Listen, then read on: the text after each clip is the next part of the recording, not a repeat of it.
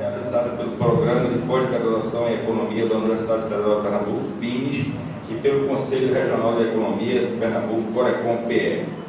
Em nome dessas instituições, agradecemos a presença de todos. Agradecemos ainda aos nossos patrocinadores, o Governo do Estado de Pernambuco, através da IPTUR, a CAPES e a FACEL.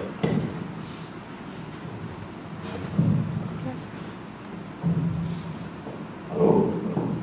Bom dia a todos. Gostaria de trazer aqui os cumprimentos do magnífico reitor, professor Anísio Brasileiro, que se encontra em viagem.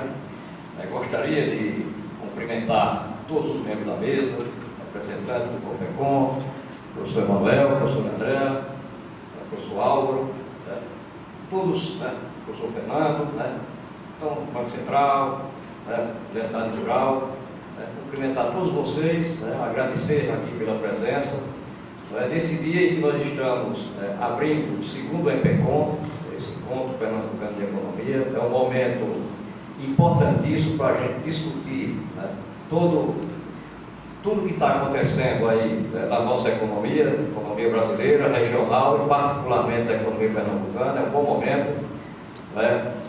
Segundo o EPECOM, eu me lembro, há um ano atrás, nós estávamos aqui, em uma luta aqui dos nossos professores, à frente, não posso deixar de destacar o professor Ioni Sampaio, que é um dos grandes, a quem a gente deve muitos créditos da organização desse encontro, o professor Álvaro Hidalgo, nosso coordenador da pós-graduação. E eu não posso deixar de forma alguma de cumprimentar os nossos alunos da pós-graduação e da graduação e do PET que estão envolvidos na organização desse encontro. É uma contribuição muito grande que se está dando. A gente tem, e tem que agradecer os parceiros que entraram juntos nessa atividade, nesse encontro. Temos que agradecer a todos eles. A Universidade Federal de Pernambuco, eu gostaria de salientar e ressaltar, conforme o professor Anísio tem sempre dito, nós temos o maior carinho pela organização desses eventos, que é um momento em que a gente traz a discussão da área para os alunos da pós-graduação, para os alunos da graduação, para os profissionais da área, e é uma contribuição que esse Departamento de Economia e que o nosso PINES, a pós-graduação da Economia, juntamente com os demais parceiros, traz para a universidade e traz para o Estado. Então, é um ressalto que eu gostaria de fazer aqui, é um registro que eu gostaria de fazer. Temos 56 trabalhos, conforme eu estava dando uma olhada aqui no caderno de apresentações, os trabalhos os mais diversificados possíveis, fruto do que tem se produzido aqui no Estado de Pernambuco, particularmente, nas diversas áreas da economia. Bom momento para que se efetue debates e discussões. Temos também as mesas, algumas mesas especiais, com convidados que vão trazer bastante informação da área. Então eu diria que é um momento de regozijo aqui da nossa universidade, da nossa pós-graduação da economia, que está, gostaria de dizer aqui ao professor Álvaro, ele sabe muito bem disso, está num gradiente positivo muito bom. Nós temos notícias, resultados aí muito bons que devem vir da CAPES nos próximos dias. Estamos apostando nessa direção. Então, parabéns a todos, e desejo a todos aqui um bom encontro, um bom segundo EPECOM, e já vamos começar a pensar no terceiro EPECOM. Muito obrigado a todos.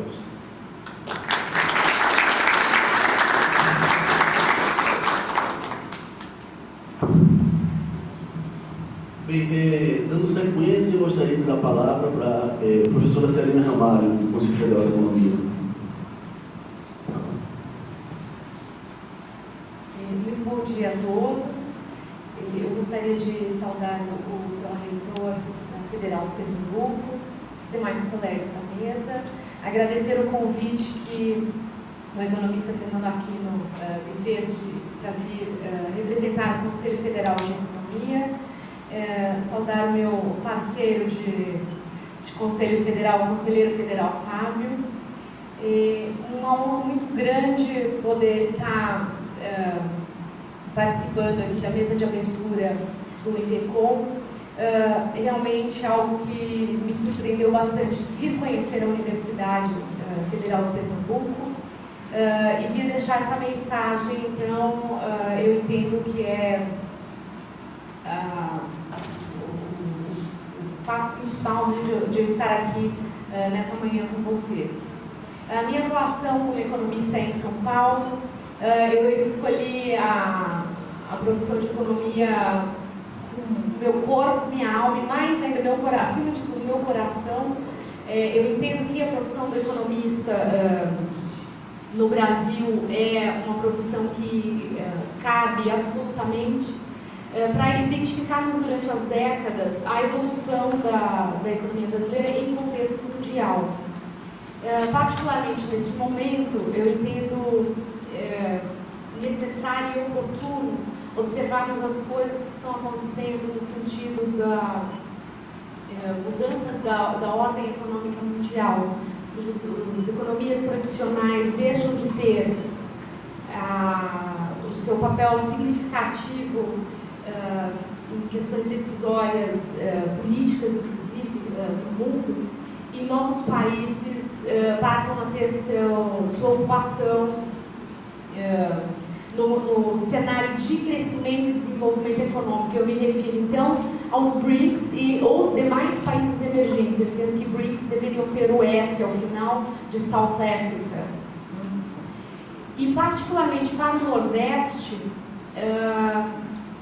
observa-se grandes oportunidades para esses novos arranjos produtivos e comerciais que passam a se dar com as economias emergentes e não mais as economias tradicionais. Particularmente os Estados Unidos hoje passam por uma crise fiscal extrema. Quando em 2008 estourou a bolha imobiliária nos Estados Unidos, ali nós só tínhamos um ponto que historicamente tinha um significado maior, mas nós devemos lembrar que no ano anterior, em 2007, o Banco Central americano já socorria empresas americanas, a exemplo de Ford e General Motors. As empresas, indústrias automobilísticas já estavam sendo socorridas pelo governo central americano através do Federal Reserve, do seu Banco Central. Essa situação vem a se agravar aqui durante esses 5 anos, e nos últimos 2 meses nós acompanhamos as notícias de que o governo americano chegou ao teto da sua dívida. E essa situação, então, seguramente traz comprometimentos para a economia brasileira. Houve aí uma situação de contorno entre o Congresso americano e a presidência da República, o Barack Obama, mas agora em fevereiro volta a necessidade de se reavaliar qual será o teto da dívida pública americana. E a pergunta que eu tenho deixado nas minhas pesquisas e nas minhas avaliações é: que teto de dívida pública americana é este? Vai até onde? Nós temos aí uma outra situação de bolha, uma outra bolha em termos públicos para a economia americana. E essa situação se repete em parte para o Brasil, mas o ciclo econômico brasileiro é completamente outro.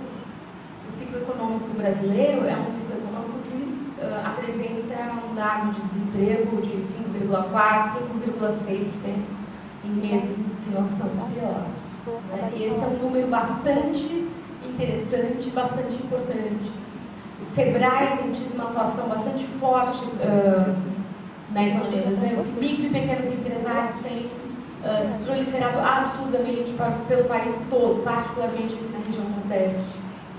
Então, por todos esses motivos, todas essas razões, eu entendo necessário, oportuno e muito assim da responsabilidade de nós economistas, vocês economistas, meus colegas ou estudantes de economia, é abraçar de fato a causa da profissão, porque há espaço e a necessidade na sociedade brasileira dos profissionais economistas, exatamente observando e interagindo, fazendo esta interface com as novas oportunidades produtivas e comerciais que se dão, então, no âmbito de países emergentes.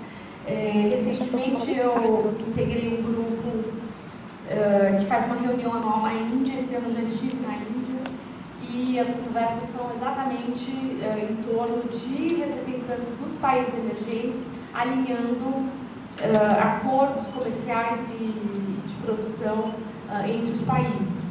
E há visitas das economias tradicionais, europeus e americanos, tentando observar quais são esses novos arranjos e quais são perspectivas, então, para essa nova ordem econômica mundial. Então, o espaço dos países em desenvolvimento tem se tornado cada vez maior, e para os números de Brasil, o Nordeste tem um papel bastante significativo.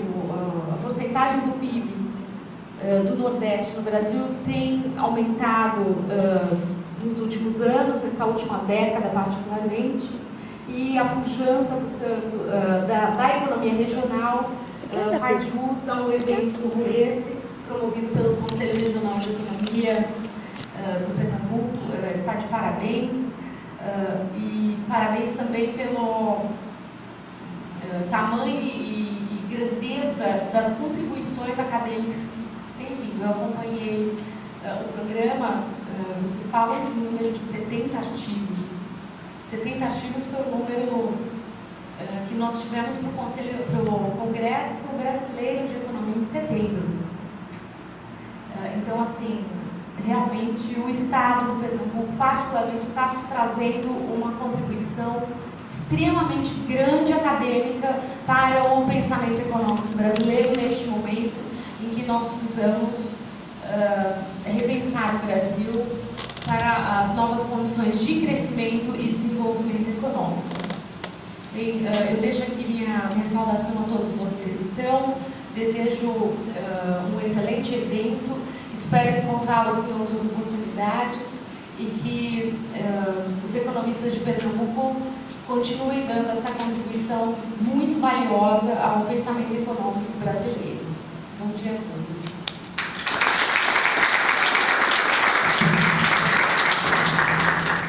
Obrigado, Celina. Bom, agora eu passo a palavra para o coordenador do PINES, professor Álvaro Barros.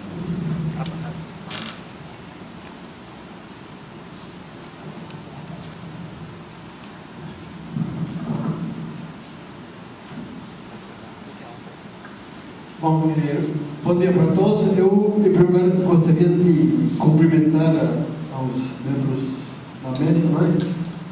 Professor Francisco Sousa Ramos, pró-reitor de pesquisa e pós-graduação da Universidade Federal de Pernambuco, representando neste ato o magnífico reitor desta universidade. Cumprimento pela ordem da mesa, não é, o professor Emanuel Barros, não é, do curso de Pós-graduação em Economia do Centro Acadêmico do Agreste desta Universidade Federal de Pernambuco, a professora Andrea Salles Soares de Melo, chefe do Departamento de Economia, a professora Celina Ramalho, do Conselho Federal de Economia, o professor Fernando Aquino, não é, do Colecom Pernambuco, o professor Romilson, da Universidade Federal de Pernambuco, e o senhor Fábio, do Banco Central do Brasil, da sede de Pernambuco. Bom, minhas senhoras e meus senhores, em nome do PINES, então, damos as boas-vindas a este encontro pernambucano de economia, que este ano já está na sua segunda versão. O curso de Pós-graduação em Economia da Universidade Federal de Pernambuco, não é, como está expresso nos seus objetivos, no seu rendimento, está certo? Objetiva é capacitar docentes e pesquisadores para o ensino superior e para a pesquisa na área de economia e também formar profissionais de alto nível de qualificação direcionados para os setores público e privado. A fim de atingir esses objetivos, o PINES né, como é conhecido no meio acadêmico, está certo? Tem na sua estrutura 3 níveis de formação. O nosso doutorado em economia, o nosso curso de mestrado acadêmico em economia e o curso de mestrado profissional em economia, que atua em várias áreas. Este curso de pós-graduação em economia, PIBIS, foi criado em 1966, né? Ele, desde 1967, que foi a data do credenciamento de ACAPS, certo? E o curso de doutorado, que foi criado em 1982. Portanto, a gente tem 47 anos de existência e, ao longo desse período, tem contado com o apoio fundamental de instituições como a ACAPS, o CNPq, a FACEP mais recentemente, certo? E durante todo esse período vem desenvolvendo intensa atividade de pesquisa com ênfase no estudo dos aspectos regionais do desenvolvimento brasileiro. Durante todo esse período já foram formados aqui nesta casa 480 profissionais, entre mestres e doutores. Desse montante, 370 são mestres nas modalidades acadêmica e profissional e temos formado 109 doutores em economia. Durante a existência, o PIBIS tem destacado a compreensão aprofundada dos problemas socioeconômicos nacionais, especialmente aqueles voltados para a região Nordeste e de Pernambuco. Isso tem resultado em trabalhos de teses, dissertações e pesquisas sobre a nossa realidade brasileira. Ao longo do tempo, o curso tem contribuído para a formação de quadros de recursos humanos, os quais são treinados em alto grau de qualificação profissional. O PIBIS, dessa forma, participa no processo de desenvolvimento regional e nacional através da geração e transmissão de conhecimento e da formação de recursos humanos de alto nível, cumprindo assim os objetivos expressos no seu regimento.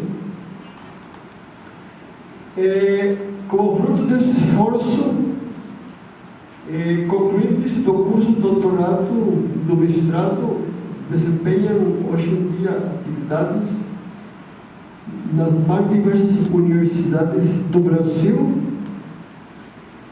desde o Rio Grande do Sul até o norte do Brasil, tá certo? Nas fundações de pesquisa e órgãos públicos da Administração Federal e Estadual, como o IPEA e outros órgãos de pesquisa, da Faculdade de Ensino Superior ao longo do Brasil, tá certo? Enfim, o PIBIS tem constituído um centro de formação de mão de obra qualificada para as instituições federais de ensino superior de nossa região do país.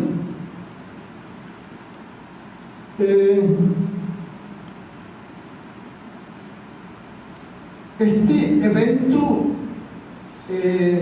é um dos esforços que o nosso curso de pós-graduação em economia PIBIS realiza a fim de, com os trabalhos que são apresentados aqui, o debate que acontece, as mesas redondas que são organizadas, através de todos esses esforços, se trabalha para atingir os seus objetivos.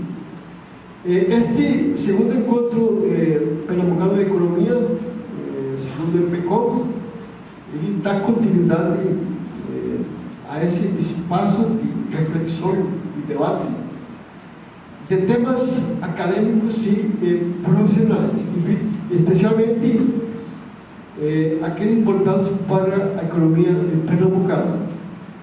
Neste segundo encontro pernambucano de economia, a temática é o crescimento, bem-estar e a sustentabilidade. Um tripé que é fundamental para o desenvolvimento de qualquer economia hoje em dia, não é? Mas especialmente para a economia do Estado de Pernambuco. São questões primordiais: crescer, mas não apenas crescer, tem que ter o bem-estar da população, certo? E também que seja um crescimento sustentável. Então, os objetivos que o EPECOM tem ao organizar estes eventos é abrir o espaço para a discussão de estudos de fenômenos econômicos sociais em Pernambuco e trazer para o público em geral as experiências específicas, os avanços metodológicos e as possíveis soluções para os graves problemas que atingem hoje não apenas o Brasil e a nossa região nordeste, mas em especial o estado de Pernambuco. Desta forma, o encontro dará uma contribuição importante à troca de experiências entre professores e pesquisadores, estudantes e profissionais do setor público e do setor privado. Com destaque para o caráter aberto e abrangente em termos de temáticas e paradigmas. Neste ano, o evento abriu o espaço para trabalhos em 3 áreas específicas: a economia pernambucana, a economia regional e agrícola e a teoria aplicada.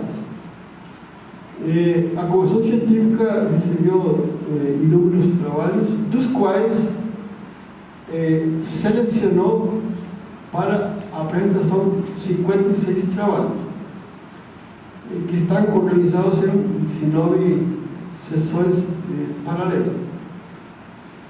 O evento conta também com 3 mesas redondas, uma hoje à tarde e 2 amanhã, e uma palestra hoje à noite, sobre um tema da maior relevância para o Nordeste, que é a questão do desenvolvimento e a incerteza no semiárido.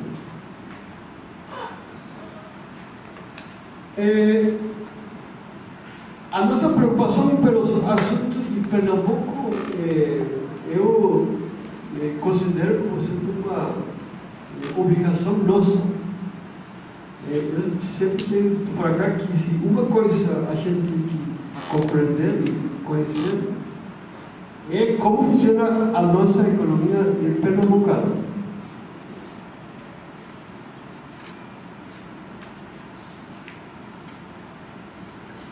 Esta preocupação tem sido refletida não apenas nas pesquisas sobre Pernambuco, que o PIB tem realizado desde a sua criação, certo? Mas também na formação de recursos humanos. O PIBIS tem um curso de mestrado profissional onde empresários profissionais que atuam diretamente na atividade econômica do Estado.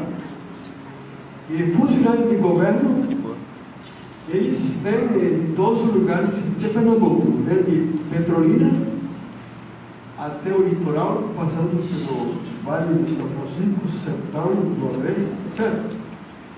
E são profissionais que participam do curso, debatendo a problemática do Estado, recebendo treinamento para uma inserção mais competitiva do Estado no mercado nacional e internacional, e também pesquisando a nossa realidade.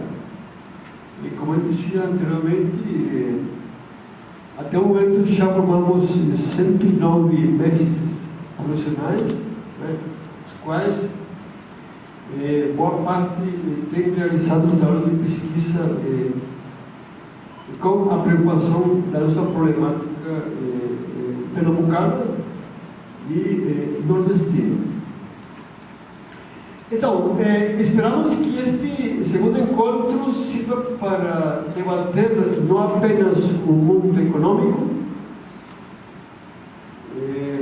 como a professora Ramalho já colocou aqui, a problemática mundial da crise, tá certo? Se alastra de 2008, tá certo?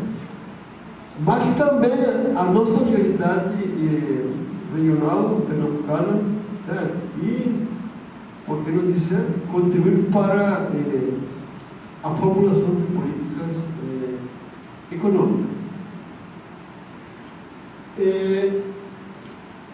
A organização deste evento é uma realização conjunta do PIBS, do Corecom,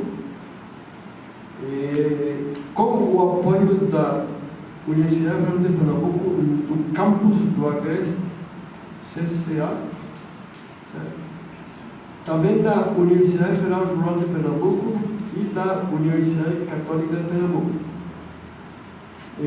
O evento contou com o patrocínio da CARS, da FACEP e do Governo do Estado de Pernambuco. Então, me resta só desejar para todos, tá certo? Um bom segundo encontro pernambucano da economia, bom debate, bons comentários, certo? Bom aproveitamento das mesas redondas que nós teremos por acá. Está vindo, inclusive, pessoal do estrangeiro, tá certo? Para participar dessas mesas redondas. Pessoal de outros estados do Brasil, especialistas em cada um dos temas que foram colocados nessas mesas redondas, certo? E, então, muito obrigado, certo?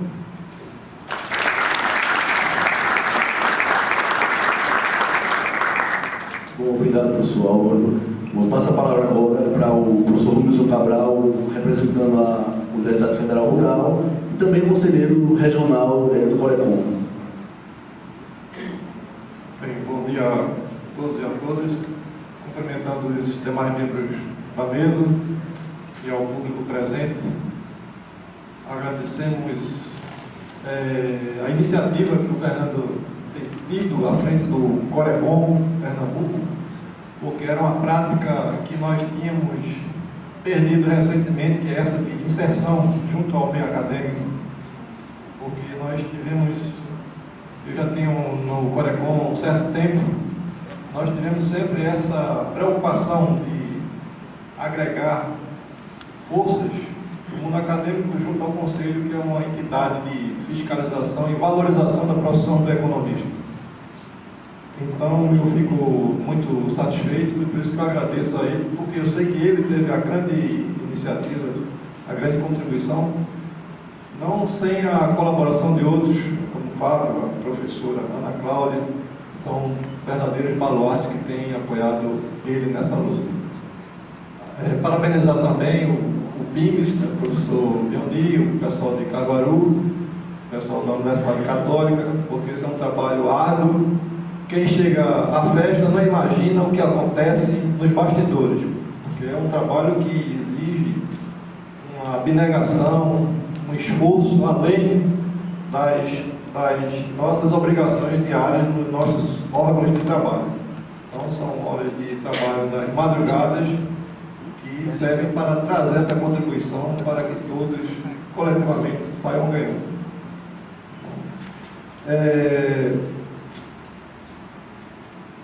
Eu diria que aqui eu tenho visto, eu estou vendo aqui muitos jovens, né, estudantes, mestrado, doutorado. Eu diria que a Universidade Rural seria um ponto onde pudesse pensar no futuro como acadêmicos, porque tem abrigado muitos, os nossos docentes são oriundos do PIMES, então a grande maioria é oriunda do PIMES. Então é uma perspectiva também de trabalho, um campo de trabalho que se abre. Eu creio que lá agora com a criação do Departamento de Economia da Universidade Rural, que foi criado agora recentemente, possa trazer novas luzes sobre a possibilidade de expansão do próprio curso, com outros cursos de pós-graduação, inclusive. Então, eu acho que abre uma perspectiva interessante para aqueles que se proponham a assumir a docência, e eu vejo com uma possibilidade bastante vasta. A nossa colaboração tem sido muito forte aqui, principalmente com o professor Ioni, junto ao mestrado da Administração e Desenvolvimento Rural. Alguns estudantes lá da graduação têm vindo fazer mestrado aqui, do mestrado têm vindo fazer o doutorado. Então, uma articulação importante que nós temos exercitado durante todo esse tempo. Eu aproveito a oportunidade para dizer uma certa preocupação que não é de hoje, mas que ela decorre já há algum tempo, que é um certo encolhimento da profissão de economista. Eu vejo, por exemplo, que os contadores estão aí ganhando espaços na administração pública, na administração privada também, numa velocidade muito grande. Eles criaram agora uma nova lei da contabilidade e com ela tem se inserido fortemente nos diversos campos de trabalho que, a meu ver, poderia ser um campo de trabalho nosso. E eu acho que talvez seja um momento do sistema COFECOM, CORECOM, talvez criar um grupo de trabalho no sentido de rever as nossas possibilidades, novos campos de trabalho, que é uma discussão, como eu disse, antiga no sistema, mas que nós não conseguimos operacionalizar essas preocupações, fazer com que elas se tornem factíveis, viáveis, no sentido de a gente expandir o campo da profissão do economista. E é um fenômeno que eu fico curioso em saber por quê. O economista é tido pela sociedade em geral, não só brasileira, mas no mundo todo, como um profissional de respeito. As pessoas param para ouvir os economistas falar. Só que os economistas parece que não valorizam muito a profissão. O camarada chega lá no conselho pedindo para se desfiliar do conselho, porque diz que não exerce a profissão. E a gente vê que ele exerce. O camarada, por exemplo, chega no Banco Central, diz que não, eu não sou economista mais. Eu digo, peraí, você fez um concurso como economista, entrou no Banco Central, que é um órgão de política monetária do país, e diz que não é economista. É uma coisa incrível, eu fico pasmo com essa atitude. E o cara, por exemplo, o advogado faz questão de dizer que é advogado, que é ligado à OAB, que tem a OAB, o registro tal. O engenheiro aí, o médico, meu registro do CREMEP, é a primeira coisa que ele diz. E os economistas parece que fogem da sua entidade de representação. E isso nos enfraquece, porque a entidade de economia não é só o presidente dos conselheiros, é a categoria que possa chegar junto. É evidente que a direção tem uma contribuição nisso, é evidente. Mas é um fenômeno curioso, né? Essa coisa de fugir do campo da profissão. Eu acho que talvez o COFECOM, como tem mais recursos, podia puxar essa discussão, criar um grupo de trabalho para, junto com os acadêmicos, ver que novas possibilidades poderiam ser despertadas para o exercício da profissão do economista. Porque eu observo que existe ainda um viés acadêmico importante, eu sou acadêmico e não poderia deixar de admitir isso, mas falta aí uma praticidade maior da profissão do economista nas organizações. E esses espaços, como eu falei, estão sendo ocupados por contadores e outras áreas, profissionais de outras áreas, administradores sobretudo. Hoje nós temos 1.100.000 estudantes de administração no Brasil. Então, em segundo lugar, vem aí as engenharias, contabilidade, etc. A economia se perde lá no índice, no ranking das profissões escolhidas. Então, eu acho que é uma reflexão que nós podemos fazer, mas não deixaria de parabenizar essa iniciativa desse encontro. Fiquei muito feliz em ver os títulos dos trabalhos, né? As temáticas apontam para uma preocupação do jovem em entender a economia pernambucana. Esse crescimento recente de Pernambuco, ele nos chama a atenção porque existem muitas lacunas, muitas perguntas que merecem ser respondidas. A gente não sabe, por exemplo, esse novo crescimento para a Guaiana, esse crescimento de Suape, ainda tem muitas interrogações a nos fazer.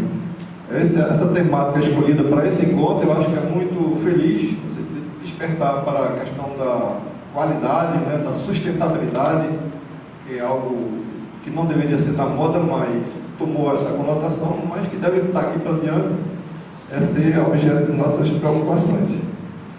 Então, parabenizo mais uma vez os organizadores, né, e dizer que esperamos que haja o terceiro, quarto, quinto, porque é isso mesmo, o ser humano foi feito para se reunir, para discutir, para ser crítico, né, para criticar, para avançar, né, para se desenvolver. Eu acho que esse é o objetivo de nossas vidas, é trazer nossa contribuição para a sociedade, para que nós tenhamos uma qualidade de vida melhor. Sem isso, o economista não tem nenhum papel. Sem isso, ele deixa de ser um cientista social, passa a ser um mero engenheiro econômico. Muito obrigado.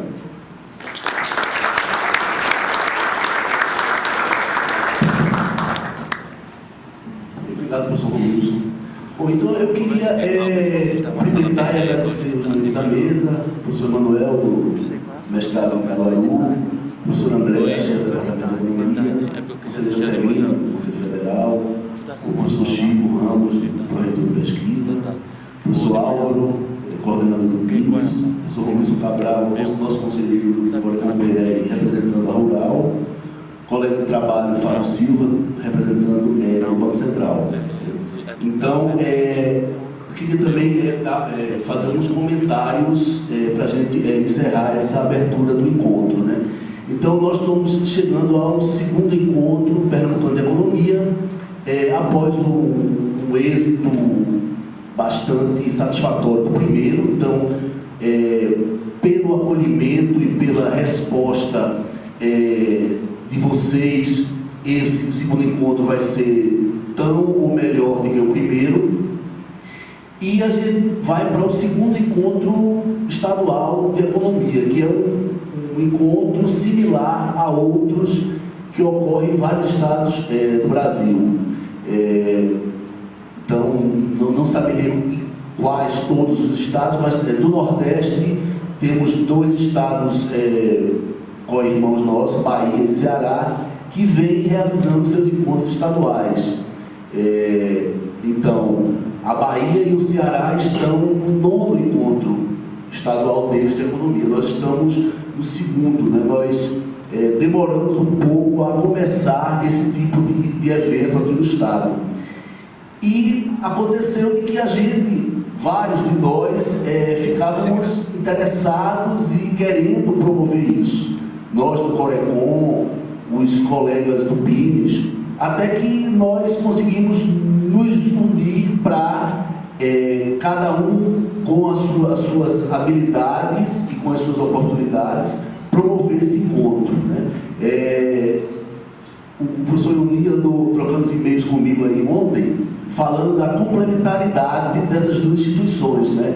É uma coisa que eu já havia percebido. Então, é importante para a realização desse encontro o Corecom e o PIBS, porque são órgãos que têm algumas habilidades e oportunidades específicas para que o encontro ocorra de uma forma satisfatória. Como o professor Romilson falou, realmente é uma coisa bastante trabalhosa para nós do Corecon, para o PINES, mas assim, a gente com certeza não questiona que vale muito a pena trabalhar em prol disso. Um detalhe também é que nós, no sistema COFECON Corecons, a gente sempre apoia eventos dessa natureza da nossa área de economia, nos estados em geral. Aqui em Pernambuco, o Corecon de Pernambuco teve a oportunidade de realizar, né, ao lado do PIMES, em parceria com o PIMES, promover o encontro, não apenas apoiar.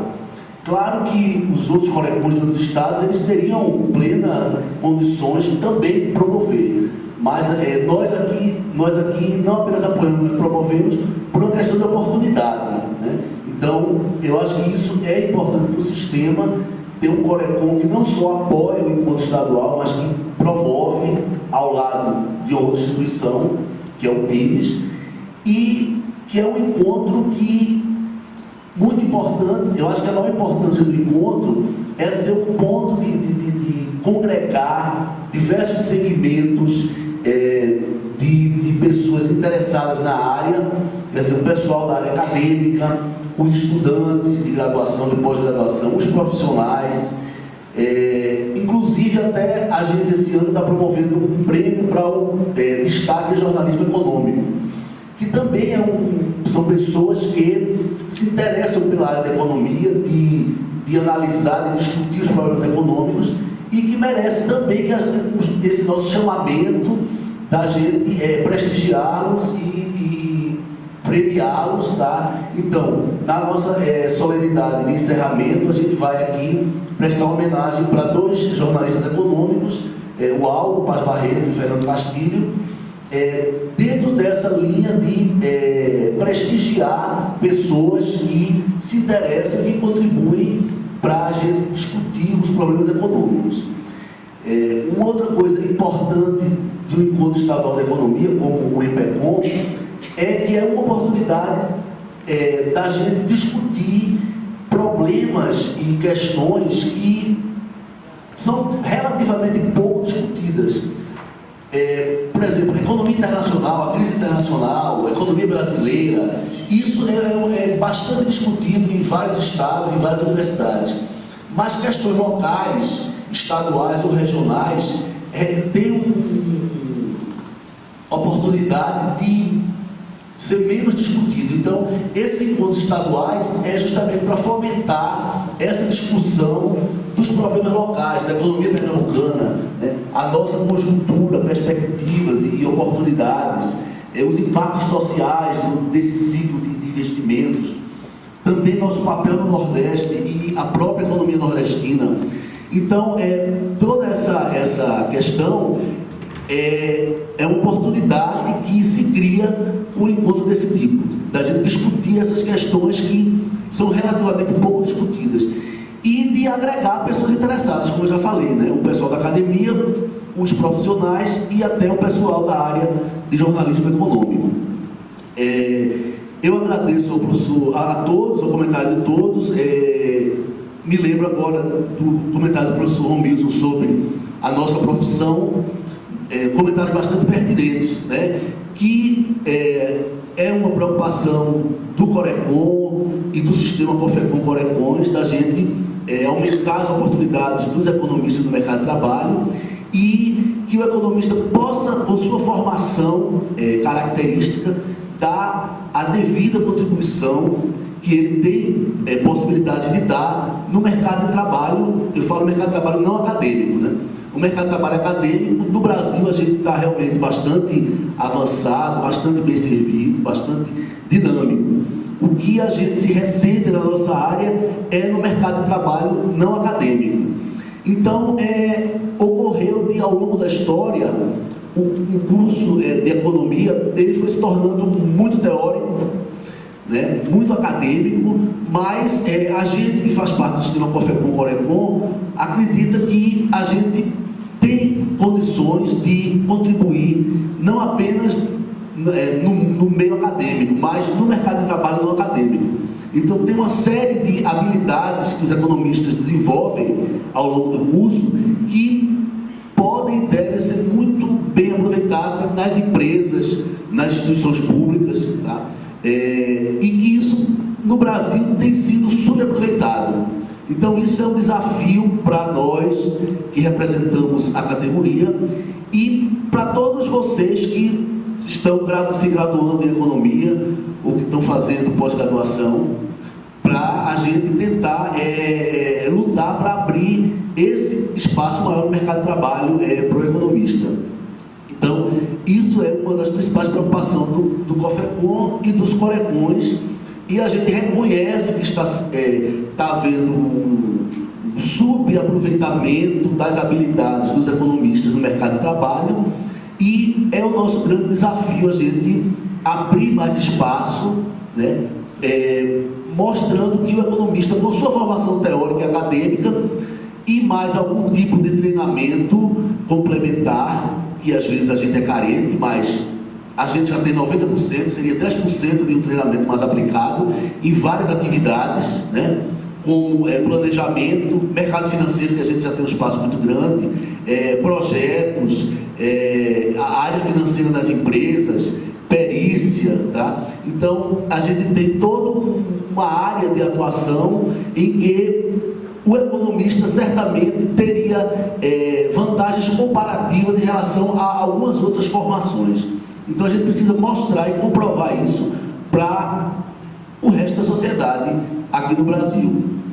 Então, eu queria agradecer aí a presença de todos os membros da mesa, de todos vocês aqui do auditório, e vamos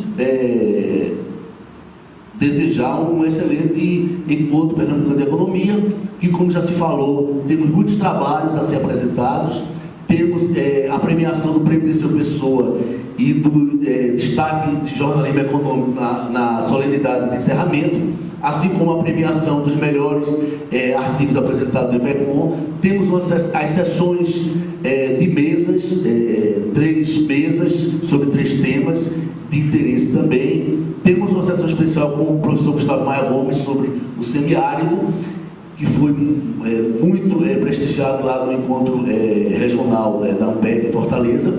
Então a gente tem bastante coisas de interesse para participar nesse segundo IPECOM. Então vamos encerrando por aqui minha fala para a gente prosseguir. Obrigado a todos.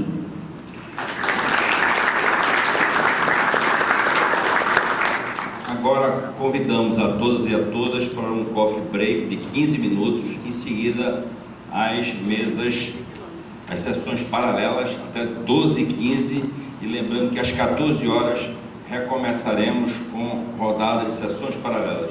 E lembrando mais uma vez a importante palestra do professor Gustavo Maia Gomes a partir das 18 horas de hoje. Muito obrigado.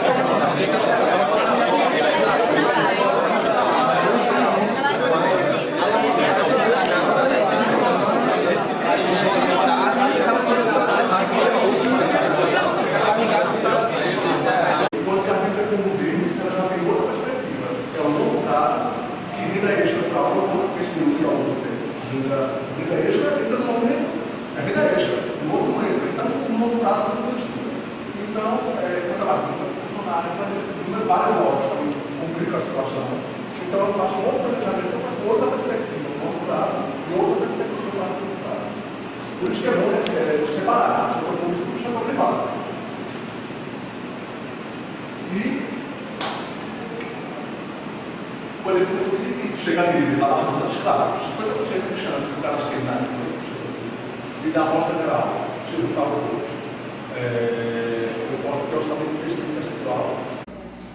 Você aí só está vendo que um grupo viu o selo imediatamente antes a responder. Isso não significa que o selo não tem importância. De jeito nenhum. Mas eu não disse que não tinha importância. Não, eu entendi que você disse isso. Está mais propenso a pagar mais. Não é que não seja importante. É tanto que as outras escalas, elas têm esse objetivo de avaliação, que é um pressuposto antes de você decidir comprar. A intenção de compra, que é uma predisposição à compra, e depois a disposição a pagar mais ou menos. Mas eu entendi exatamente a sua colocação. A gente vai rever para gerar essas dúvidas. Que a partir do momento que a gente compara um modelo, pode ser que surja essas dúvidas, né? Principalmente com resultados relativamente iguais. A comparação com esses grupos de controle ali, para mim, não faz. É para a disposição a pagar, né? Sentido, né? Eu acho que remete um pouco o que ele disse, né? O conceito. Eu acho que tanto o grupo que está disposto e não está disposto não tem realmente um conceito assim, final de sustentabilidade ao depender do selo, né? Ele vê como um elemento diferencial, mas não mensura, acho que a importância, né?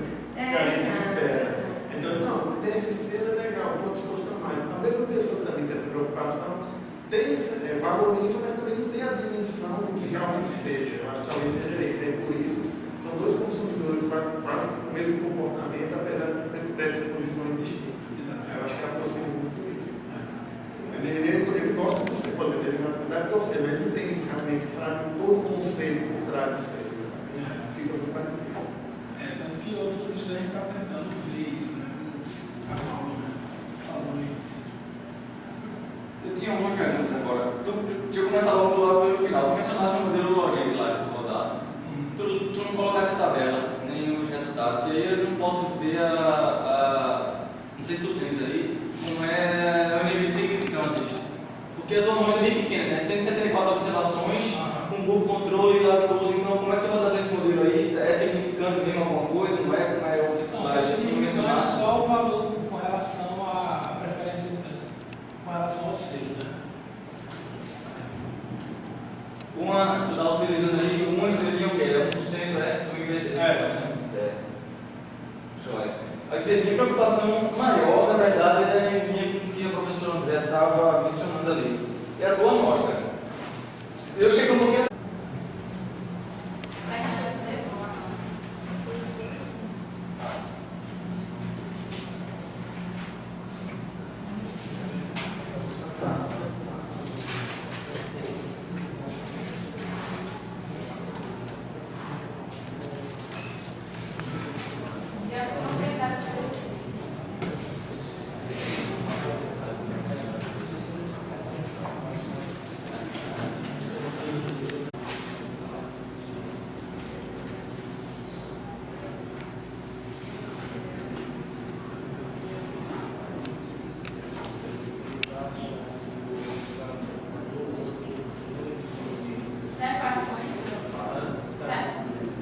Discriminação é o pior, eu acho, dos.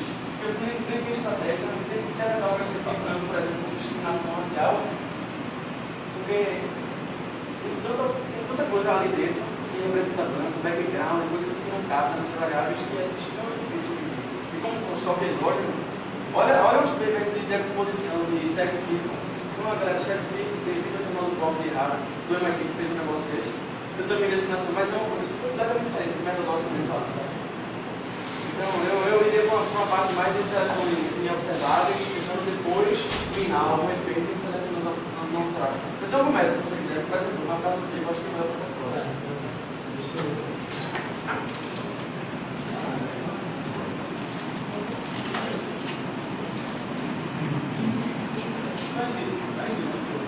Oi? É de que universidade? Eu terminei agora, economia pela Universidade do Rio. Universidade Federal do Rio. Mas ele do lado, Não, lá terminei a graduação.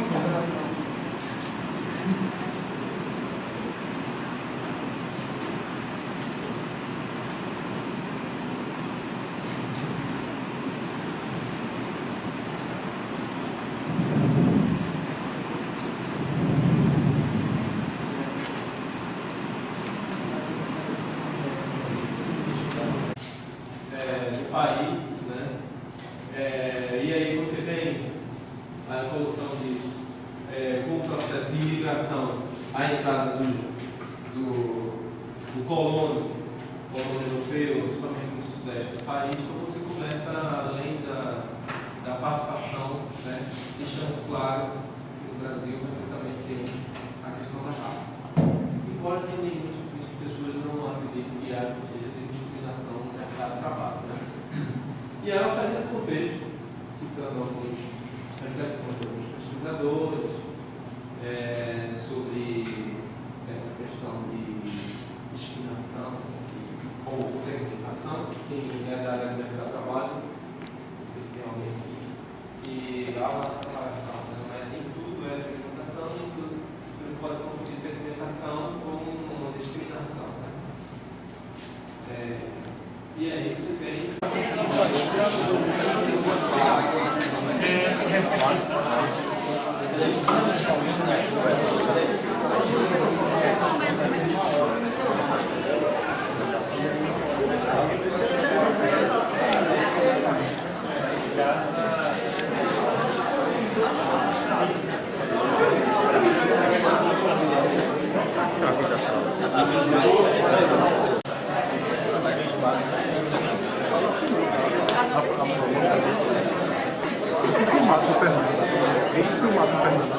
Foi.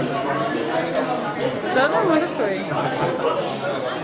Eu filmei todo mundo em sala, em apresentação para registro.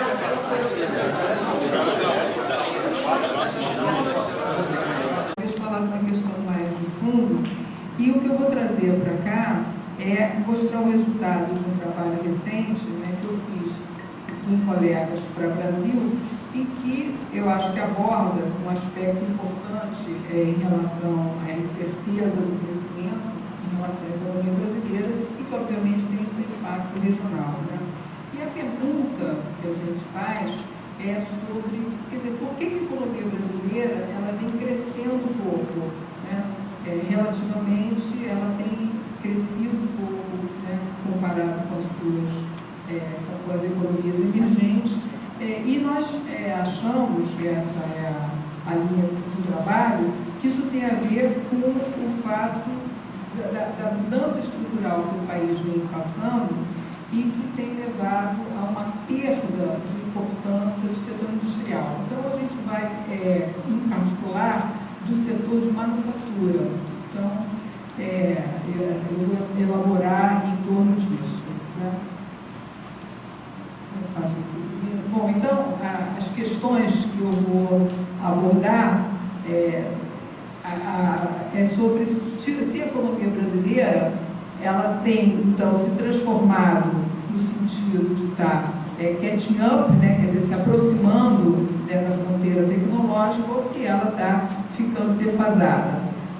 E o que a gente observa é que mudanças estruturais recentes, né, pelo menos nos últimos 25 anos, eles têm levado a uma perda de importância do setor de manufatura no PIB, né? E o que a gente observa também é que o gap tecnológico, ou seja, a distância da nossa produtividade em relação a um país, né, a fronteira, também tem aumentado, né?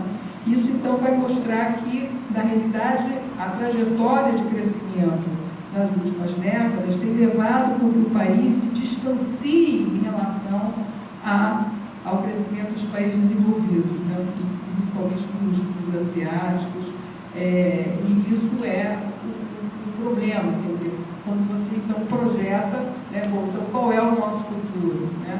A gente está perdendo nessa corrida com as outras economias, né?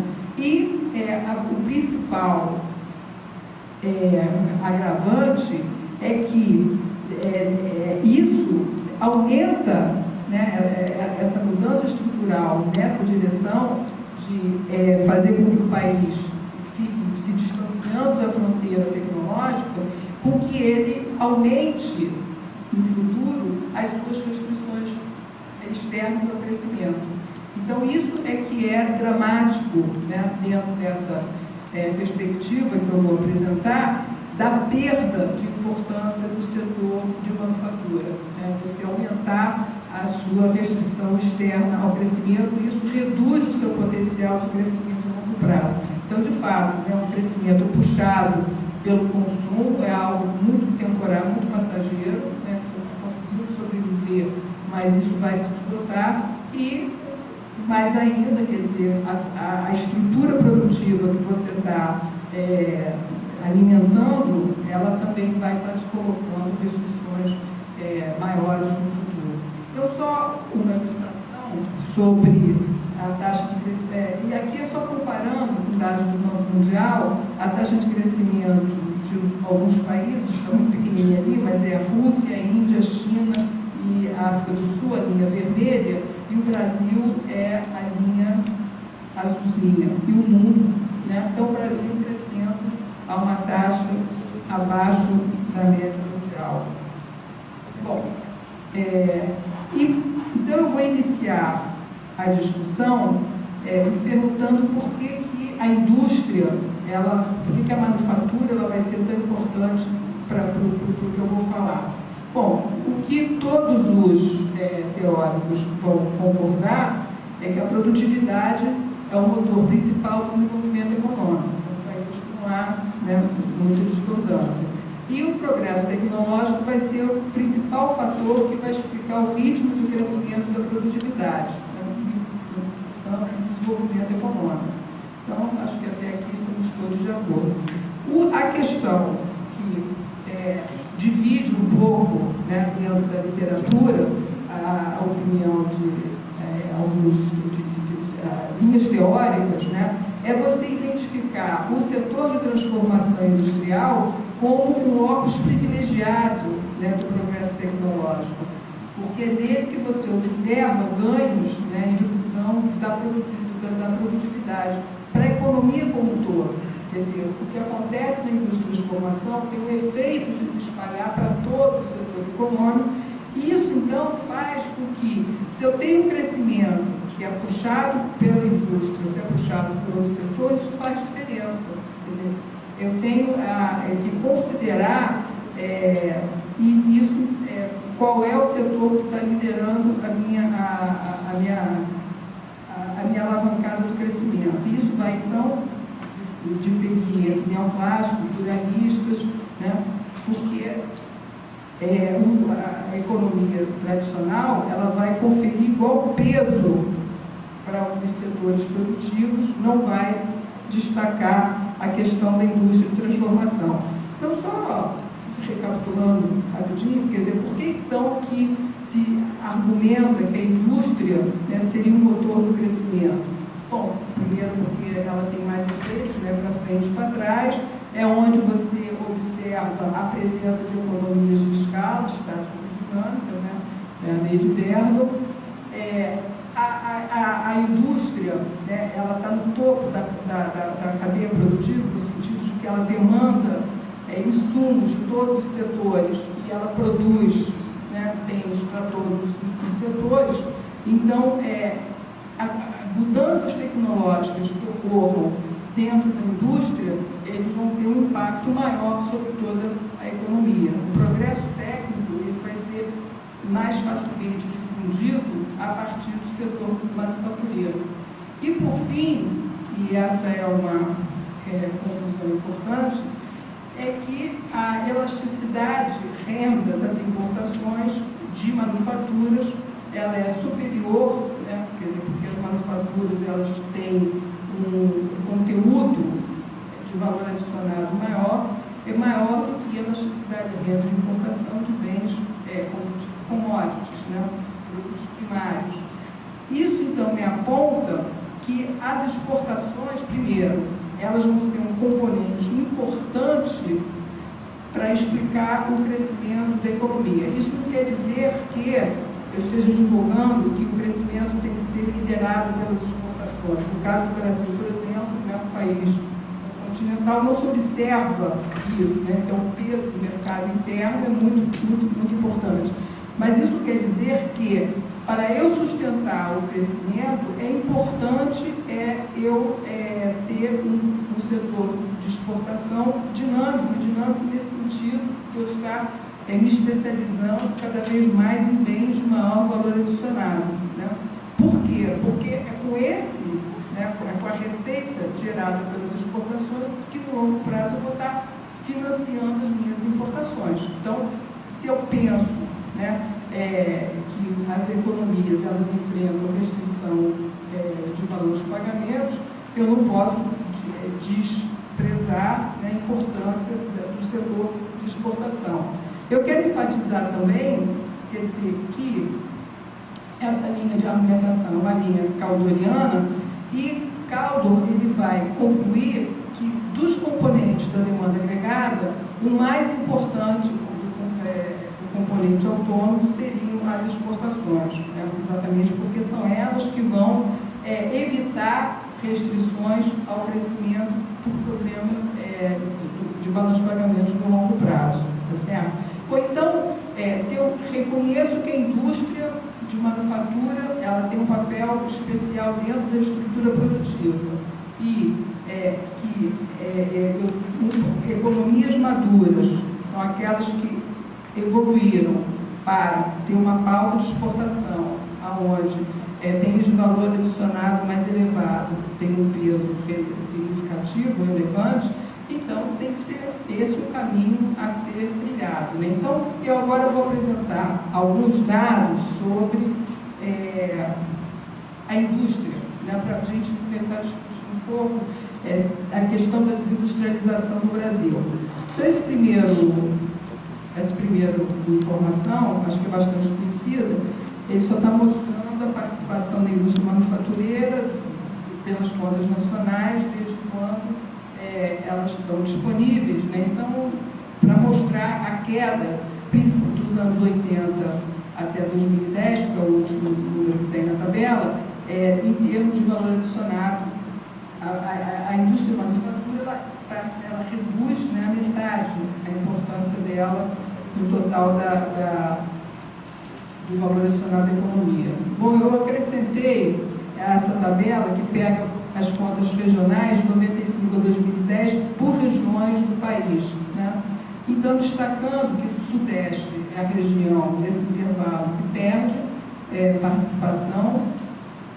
Aqui eu estou pegando a indústria de transformação, né, das duas últimas colunas, e todas as outras regiões ganham, o Nordeste em particular, ganha bastante peso. Outra estatística que eu peguei foi a tendência de crescimento, aqui utilizando a pesquisa mensal, aquela de produção física, bom, então simplesmente peguei o dado da indústria geral, sem ajuste sazonal, base fixa, a série mais longa que eu consegui, para mostrar a taxa de crescimento Brasil e Nordeste. Né? Então, isso é produção física, Brasil e Nordeste, comparando de 91 a 2013. Então, é muito próximo, né? Tem sinalização. E eu acrescentei só uma linha de tendência, né? Também que o Excel oferece, sem maior elaboração, só para comparar que, a partir de meados dos anos 2000, a tendência do Nordeste ela fica abaixo da tendência do Brasil. É isso? Então, mas, enfim, o que eu destaco, me chama a atenção, é que é muito próximo o crescimento da indústria em termos de dinamismo, quer dizer, o que acontece no Brasil, o Nordeste está junto, a coisa está caminhando bem solidária. Então, agora voltando para o Brasil, ali tem uma parte da literatura tem associado, né, o baixo crescimento da economia brasileira, então a perda de importância da indústria no PIB. Né? Mas, na realidade, para a gente poder qualificar melhor, porque isso é uma observação que países também desenvolvidos já mostram, quer dizer, no desenvolvimento, a tendência é a indústria de manufatura perder importância no PIB, então isso não diria muita coisa, quer dizer, não estaria explicando o baixo crescimento, tá certo? A gente então se pergunta o que mais que eu precisaria observar. E um outro critério, para a gente poder fazer essa associação entre taxa de crescimento e importância da indústria, seria observar a evolução da posição relativa do país em relação à economia mundial. Certo? Então, o primeiro gráfico que eu vou mostrar, ele não vai falar exatamente sobre isso, mas é com base em dados da CEPAL, que nós conseguimos a informação desde os anos 70 da produtividade do trabalho na indústria de transformação. Então, a gente tem uma série fazendo 1970 igual a 100 e classificando a indústria manufatureira por subgrupos, né, de acordo com a intensidade no uso de fatores. Intensivo de trabalho, intensivo de recursos naturais, certo? E aí os dados são bastante, assim, acho que coerentes, né? Porque mostra que a produtividade, né, ela vai crescendo dos anos 70, 80, ela alavanca, né? Ela ficou meio estagnada no meio dos anos 80, mas ela alavanca com abertura, mas já no final dos anos, isso para todos os grupamentos de indústria, mas já no final dos anos 90, ela começa a apresentar tendência decrescente. Então, o setor, por exemplo, de tecido de trabalho está quase no mesmo nível que estava no início da série, né? Então, você tem um movimento aí bem claro, né, de que você teve a abertura, realmente provocou, né, uma retomada do crescimento da produtividade, mas isso se esgota já no final da década e a realidade dos anos 2000 é de decréscimo da produtividade. Isso é só a indústria de transformação. Bom, o que eu fiz foi o seguinte: eu comparei aqui os dados, também são da pesquisa industrial mensal, Nordeste com o Brasil, né? Produtividade do trabalho, produtividade aqui, produção física com horas pagas, né? Números de anos possíveis de serem comparados, que é 2012 e 2012, e mais ou menos eu acho que a produtividade do Nordeste vai por cima da produtividade do Brasil, mas ela e o que descola é a partir de 2011, né, que a produtividade do Brasil não retoma e aparentemente a do Nordeste retoma, né? Mas o movimento, pelo menos até 2011, ele é mais ou menos solidário também, né? E a outra informação que eu acho bem interessante é o gap tecnológico, aí voltando para a base de dados da CEPAL, porque ela me permite eu ter a produtividade da economia americana para esse grupamento de indústrias, né? Por intensidade do uso dos fatores. E aí, esse gráfico ele mostra, desde 1970, o quanto da produtividade de cada uma dessas indústrias equivalia à produtividade da sua correspondente na economia americana, tá certo? Então, a gente vê que, olhando a série mais recente, a partir, né, de 2000, como que esse gap tecnológico, ou seja, a distância da produtividade da indústria brasileira em relação à indústria americana, ele tem aumentado, certo? Então, você vinha, né, crescendo no início dos anos 70, depois começa a se distanciar, mas acentua mais essa queda a partir dos anos 2000. Então, quer dizer, não é só o fato de você estar perdendo peso, né? Você está perdendo competitividade também. Então, isso que faz com que a gente pense que essa desindustrialização, ela de fato está ocorrendo, isso é problemático, né? Então, a gente identifica que existe não só essa evidência de uma desindustrialização precoce, como também, quer dizer, o país está ficando mais atrasado. Eu fiz a mesma conta agora, pegando dados da pesquisa industrial anual, comparando Nordeste, a produtividade do Nordeste com São Paulo. Então, supondo São Paulo como é o estado mais industrializado, fronteira, como é um estado fronteira, o quanto que a produtividade do Nordeste se distancia da produtividade de São Paulo. Então, o que a gente observa que nos anos 2000 você vai estreitando esse gap, né, de produtividade, você chega até a superar, né, a 70%, até mais, em 2008, mas com a crise você começa a decair, você começa a aumentar esse gap. Então isso é uma informação assim, interessante, quer dizer, né, aparentemente a crise está afetando mais, talvez, a indústria nordestina. Isso é uma coisa que a gente não explorou, eu só trouxe essa informação para compor aqui a apresentação, mas eu acho que, né, a gente pode pensar sobre isso. Bom, mais um gráfico só mostrando, então, em termos da falta de exportação, o que também comprova, né, o fato de que você está perdendo, a tua indústria está perdendo competitividade, que você criou em 2009, 2010, você já tem exportação de básicos superando de manufaturados, isso é algo que você não via desde os anos 70, tá certo? Também classificando o setor, a indústria, a pauta, né, por intensidade de recursos, você comprova que a balança comercial daqueles grupamentos de indústria que são mais intensivos em tecnologia, eles são altamente deficitários, né? Então, quer dizer, para sustentar esses setores, você tem uma balança comercial negativa.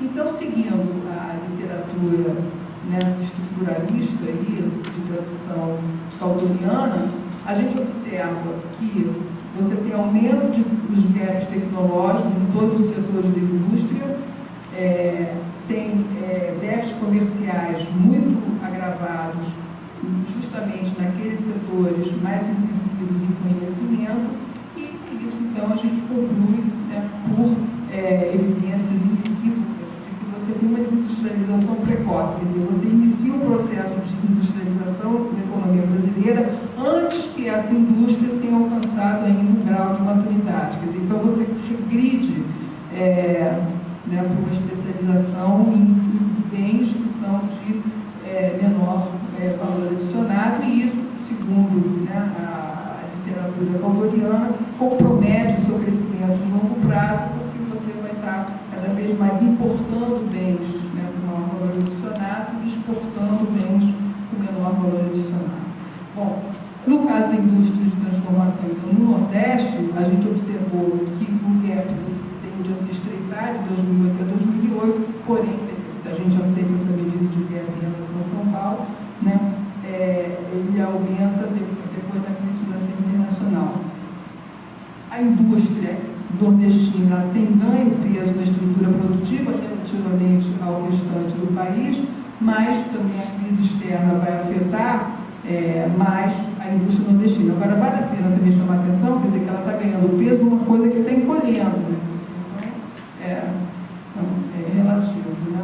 Bom, eu só posso falar a parte final, então, da apresentação, é que apresentar, eu acho que um exercício interessante que a gente fez, que seria assim, então, eu quero medir essa convergência ou essa divergência em relação aos países mais desenvolvidos, né? Como que a gente tentou fazer isso? Então, a gente tenta estimar o que a literatura indica com a lei de Thiel. A lei de Thiel, ele me dá uma relação entre a taxa de crescimento do país em relação à taxa de crescimento mundial, né, do PIB mundial.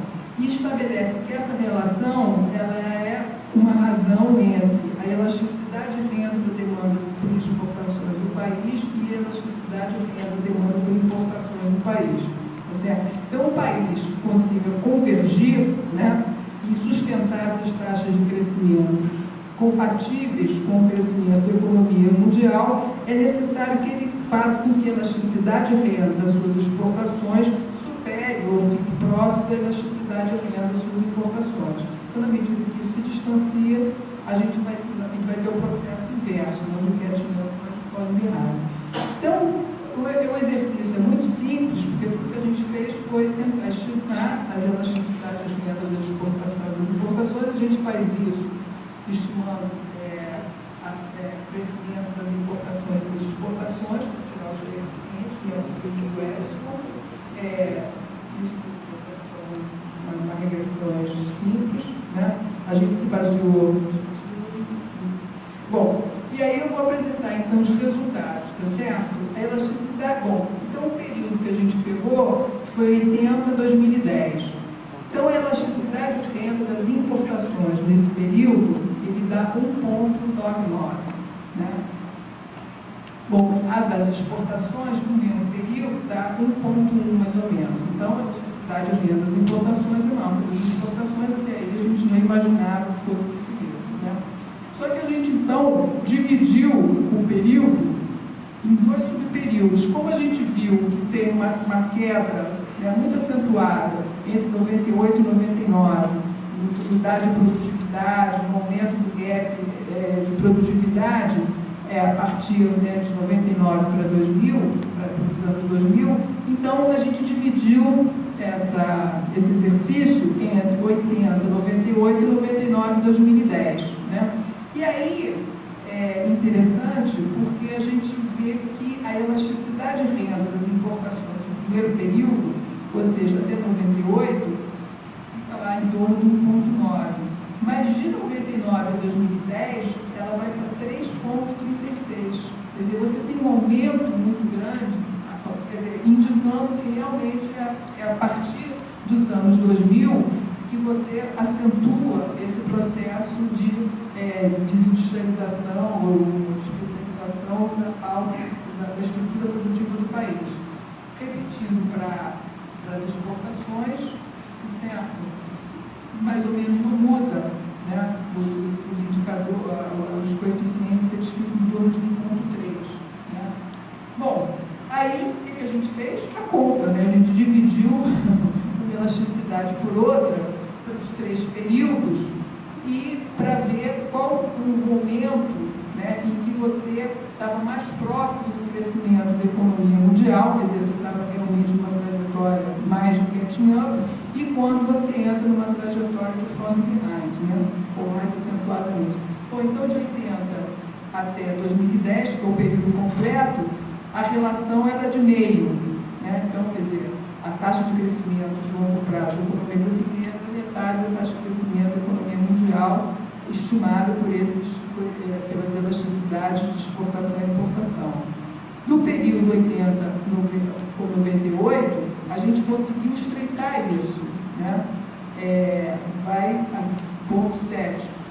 E de 91 a 2010, 99, perdão, 2010, é então quando a gente se distancia mais, né? A nossa taxa de crescimento é 40%, seria, né? A taxa de crescimento de longo prazo seria 40% da taxa de crescimento mundial. Isso então nos leva a concluir que, como a elasticidade de renda das importações ela é muito superior à das exportações, então isso vai sugerir que o Brasil está se distanciando do crescimento mundial, ele está aumentando as restrições externas ao crescimento no longo prazo, né? E com isso você vai acabar no dilema de que, se você crescer muito rápido, você vai esbarrar nas restrições externas e você vai ter que retrair esse crescimento. Quer dizer, a tentativa de você convergir acelerando o crescimento, na medida em que você não altera a sua estrutura produtiva, né, você vai ficar constrangido a ciclos muito curtos de crescimento, né, e a taxa de crescimento menores. Bom, então, só concluindo, né, há evidências claras, né, de distanciamento em relação à evolução tecnológica e o ritmo de crescimento da renda per capita mundial.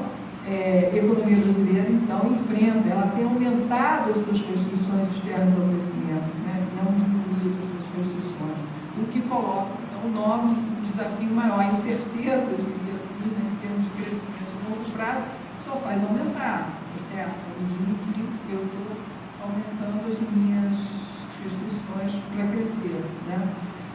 Por estrangulamento do balanço de pagamentos, né? Bom, a título só de conclusão, o debate sobre a importância da indústria muito antigo aqui na América Latina, né?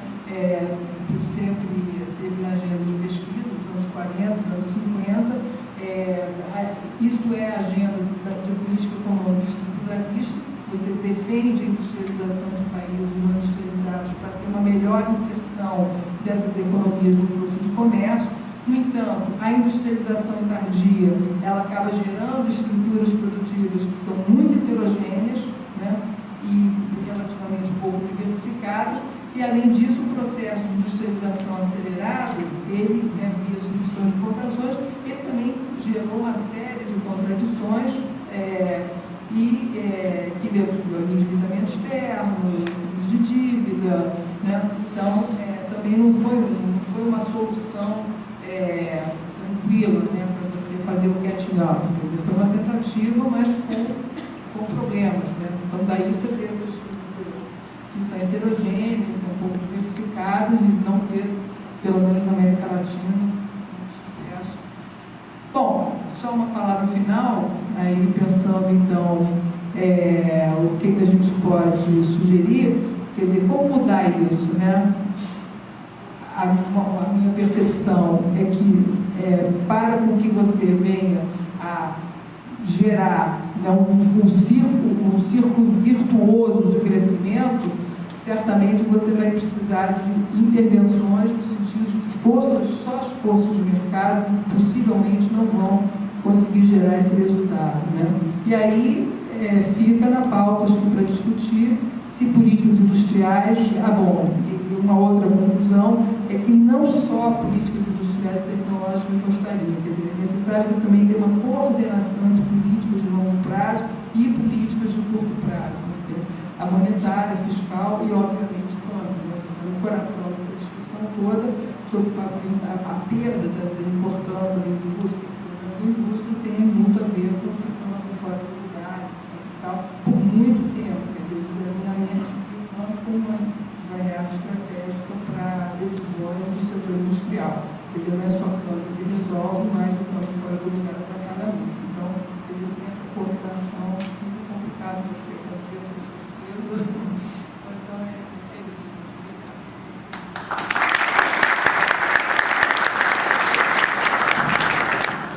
Obrigado, Carlos. A gente vai passar então para o Luiz. No final, a gente faz uma discussão geral. Pode ser? Mais cedo.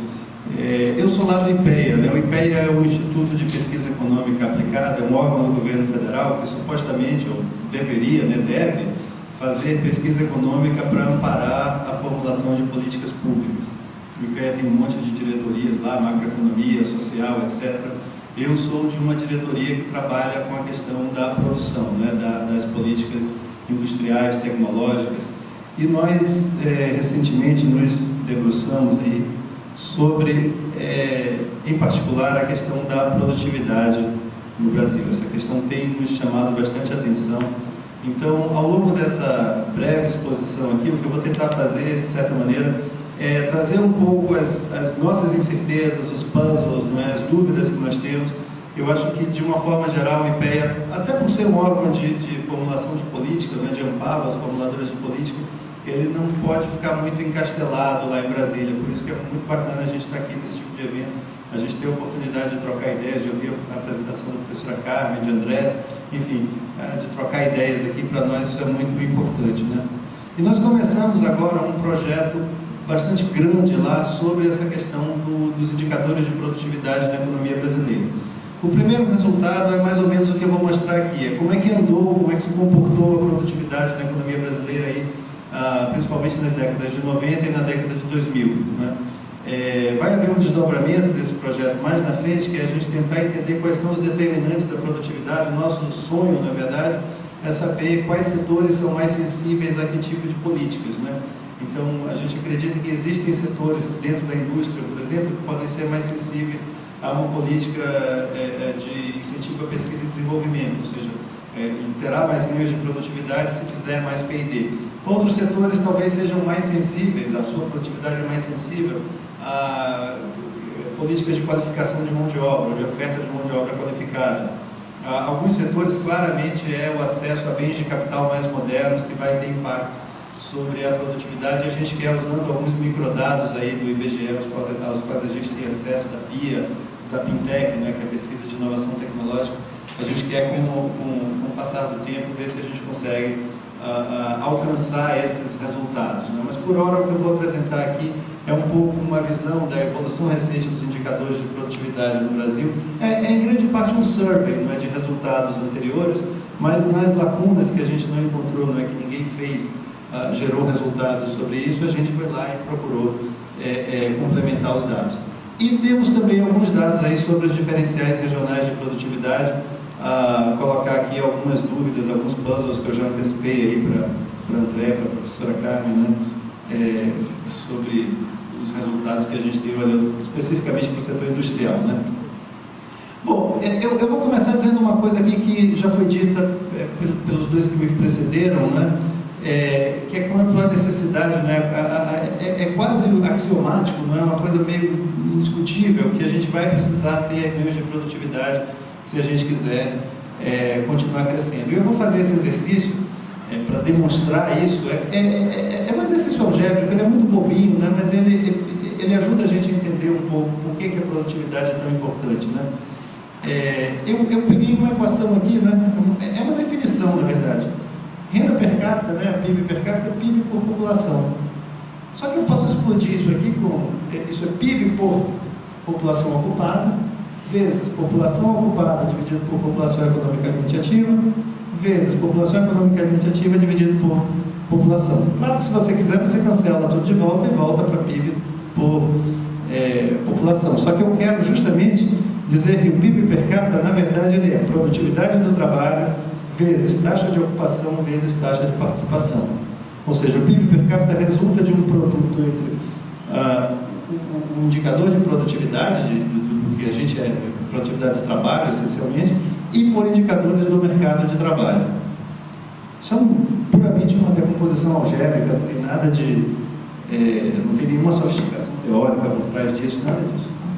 E aí a gente botou um gráfico aqui, né, 92 igual a 100, em que a gente acompanha aqui a evolução do PIB per capita e da produtividade do trabalho. PIB per capita, para mim, é uma definição óbvia.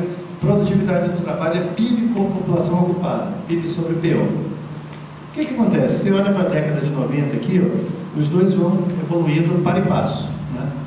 Claro que é todo mundo na base 100, não é? Eu fiz 92 igual a 100 para anos, né? Então eles vão caminhando aqui para e passo. E o que acontece na década de 2000? Há um descolamento evidente, ou seja, o PIB per capita começa a crescer de maneira mais acelerada do que a produtividade do trabalho. Evidentemente, isso é o resultado do bônus demográfico, né, da maior inserção de gente no mercado de trabalho, do aumento das taxas de ocupação e participação, que permitiram que a gente tivesse crescimento de PIB per capita sem um correspondente crescimento da produtividade do trabalho. É evidente que essas duas curvas não podem se descolar no longo prazo, né? Eu ia colocar a citação de Krugman, né? A produtividade não é tudo, mas no longo prazo é quase tudo. Mas achei que ia ficar meio clichê, assim, vocês talvez já tivessem visto isso um monte de vezes, mas é meio óbvio, não tem muito como a gente fugir dessa questão. Então, quando a gente coloca nesse gráfico, a meu ver, a gente muitas vezes está lidando com os policy makers, né, com o pessoal nos ministérios e tal, e eu acho que ele tem um poder de persuasão de dizer assim, pessoal, não dá, assim, a gente vai ter que ter ganho de produtividade. Se não tiver, a gente... É uma outra forma de dizer a mesma coisa que foi dito há pouco, a gente vai entrar numa armadilha de baixo crescimento, da qual a gente vai ter muita dificuldade de sair, né? Bom, aquela nossa equaçãozinha lá que decompõe, né, as taxas de crescimento do PIB per capita, é claro que eu posso brincar com ela aqui, perguntando qual é a contribuição da produtividade do trabalho, das taxas de ocupação e participação para o crescimento do PIB per capita. É uma decomposição algébrica que me permite dizer a taxa de crescimento do PIB per capita é simplesmente uma soma de taxas de crescimento desses três indicadores, né? Então, o que eu percebo aqui? Década de 90, né? Que é essa primeira linha aqui. O que crescia o PIB per capita era mais ou menos o crescimento da produtividade. De fato, o PIB per capita crescia menos, né? Taxa aqui mais ou menos 1%, com a produtividade crescendo 1% também. O que aconteceu na década de 2000? O PIB per capita cresce agora 2,3%. Mas o que acontece com a produtividade? Cresce apenas 1,17%. Então, o que eu estou dizendo, na verdade, é que até 2009, a metade do crescimento do PIB per capita é explicada pelo crescimento da produtividade. A outra metade é explicada pelos indicadores do mercado de trabalho, maiores taxas de ocupação e participação, né? Eu trouxe o dado de até 2011 também, mas eu francamente, não é porque ele não corrobora, ele é menos eloquente, digamos assim, do que o meu dado até 2009, né? Então, de toda forma, ele continua sustentando essa proposição nossa, mas talvez não tão fortemente, já não é metade, é 70% apenas, né? É um pouco mais, né? Engraçado que quando eu fui apresentar isso aqui, eu falei, não, então tira esse dado. Não posso tirar o dado, né?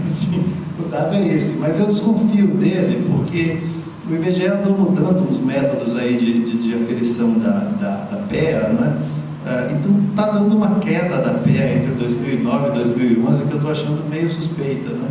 Então eu ainda não estou muito seguro desse dado aqui de 2011, mas é um dado e, portanto, eu não poderia ocultá-lo, né? Mas é só para dizer que, de toda forma, isso não reverte a conclusão do que a gente está dizendo. Então, isso aqui, nesse slide, aqui é basicamente para constatar o que eu acabei de falar, né? Que década de 90, o crescimento, embora menor, é explicado pelo crescimento da produtividade. Década de 2000, o crescimento já não tem uma relação tão direta apenas com a produtividade. O mercado de trabalho vai explicar uma grande parte do crescimento.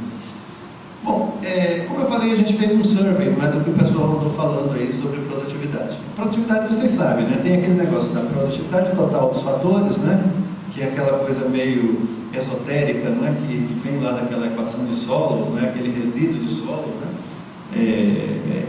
Tudo que não é explicado pelo capital ou pelo trabalho, né? É algum jeito de combinar melhor trabalho e capital, né? Basicamente é isso que é a produtividade total dos fatores, né?